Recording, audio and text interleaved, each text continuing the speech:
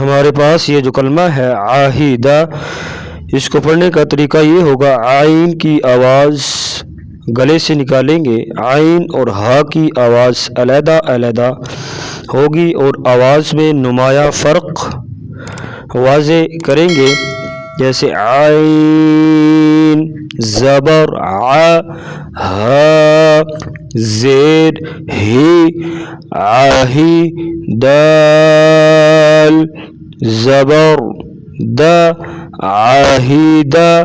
وقف کرنے کا طریقہ یہ ہوگا، جس کلمے کے آخر میں زید یا زبر ہوگی اسے وقف کی صورت میں ساکن کر کے وقف کریں گے، جیسے عاہدہ وقف عاہد، اور آخر میں قلقلہ کریں گے۔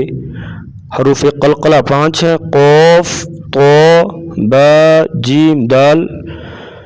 اگر یہ ساکن ہوں گے تو ان کو ہلا کے پڑھیں گے، یعنی قلقلہ کریں گے۔